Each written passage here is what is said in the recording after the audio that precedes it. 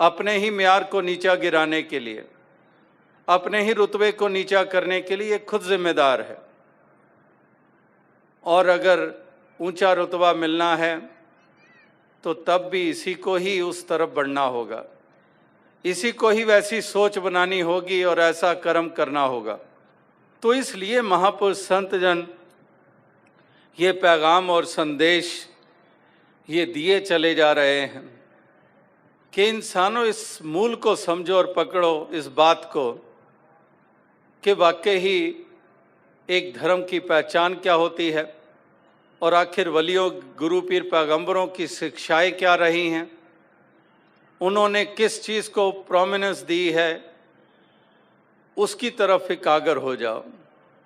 और बाकी जो चीज़ें हैं उनको इतना अधिक महत्ता देते हो, उससे कहीं अधिक महत्ता इस बात के ऊपर दे दो, बोलों की तरफ ध्यान दो और उसमें जो मैसेज है, जो संदेश है, उसको पकड़ो।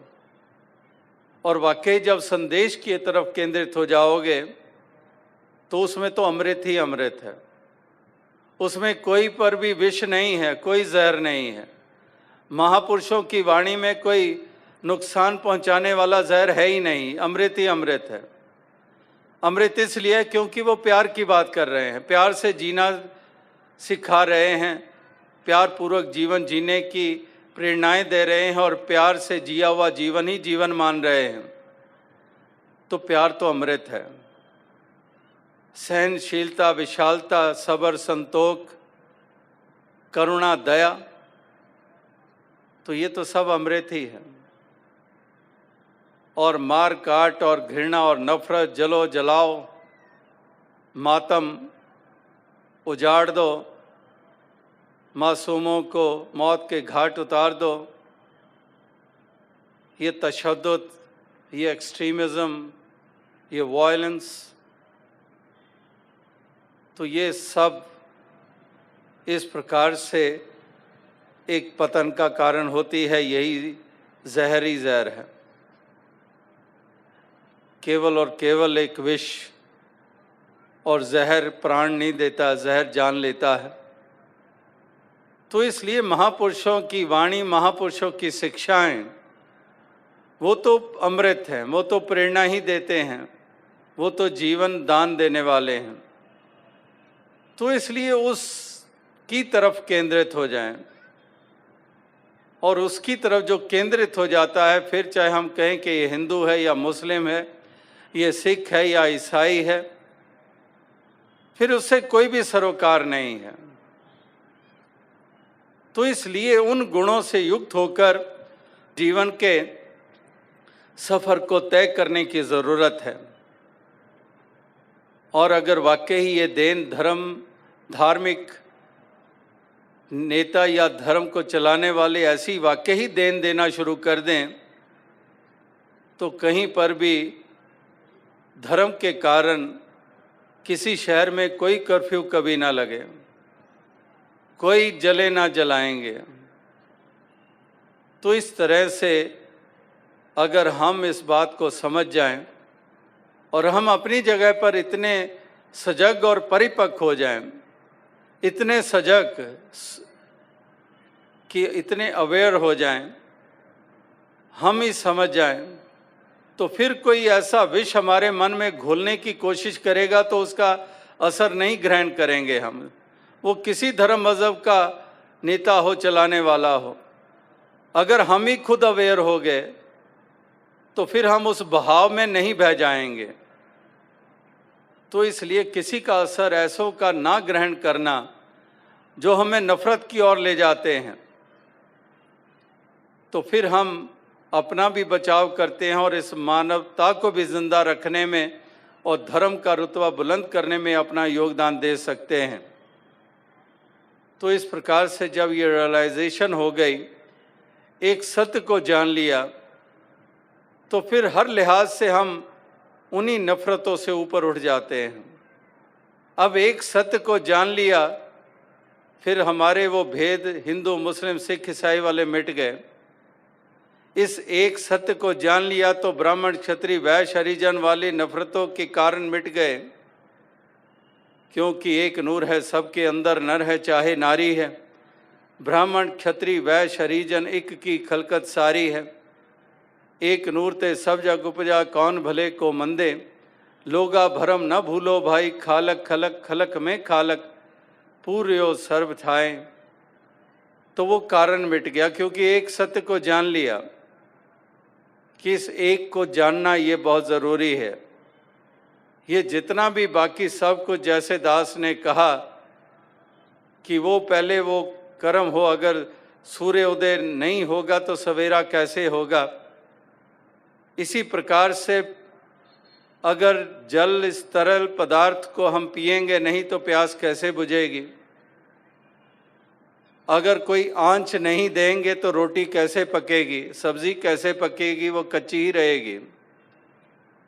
इसी प्रकार से जब तक ये सत्य का बोध नहीं हो जाता है तब तक हमारी वो दृष्टि नहीं बनेगी, जिस दृष्टि को हम समदृष्टि कहते हैं।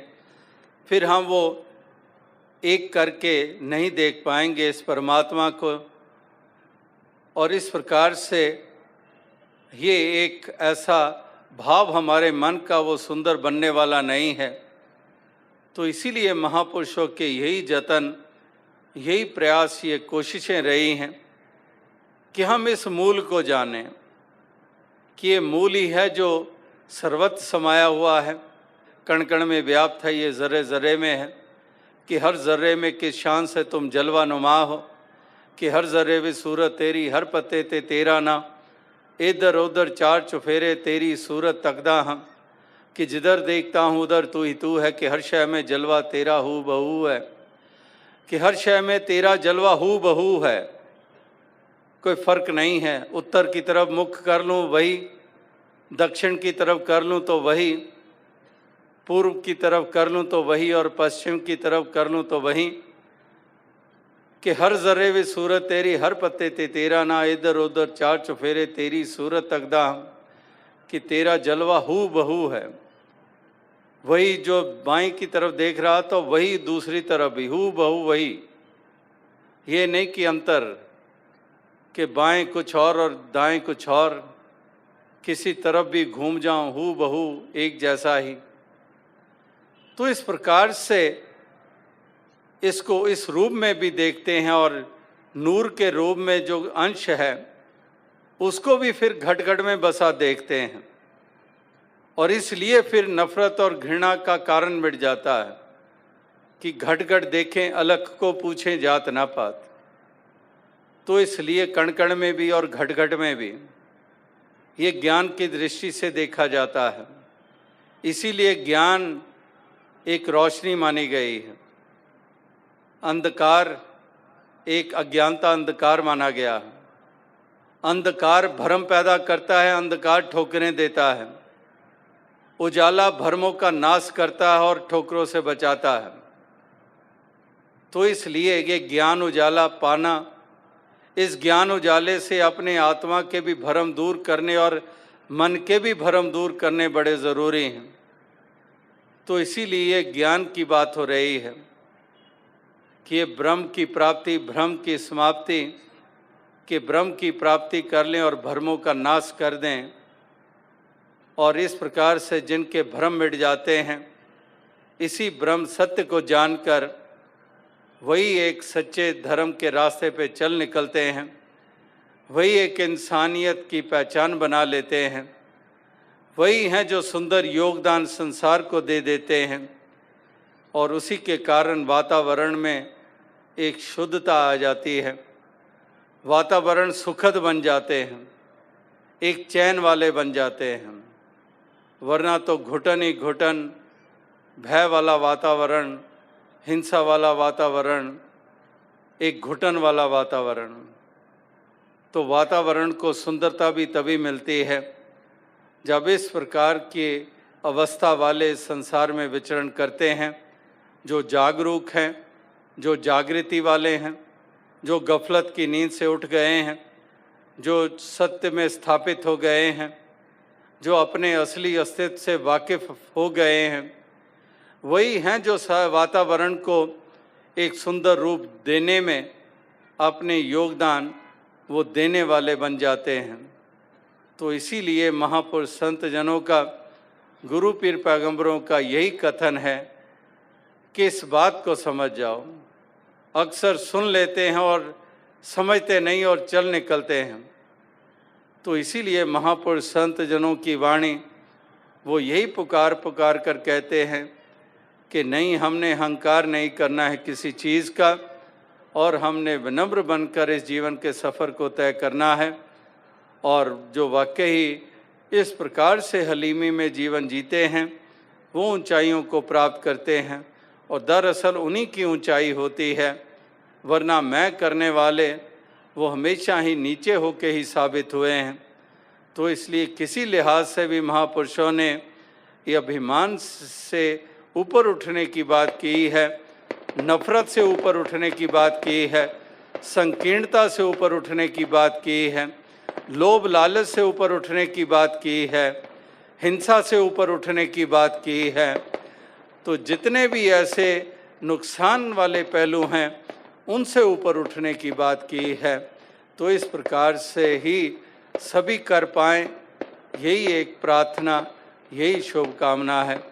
तो दास और अधिक शब्दों का सहारा नहीं लेगा, क्योंकि समय काफ़ी आगे बढ़ चुका है, और शब्दों का सहारा ना लेता हुआ इन्हीं शब्दों से दास इजाज़त लेगा। साथ संगत जी।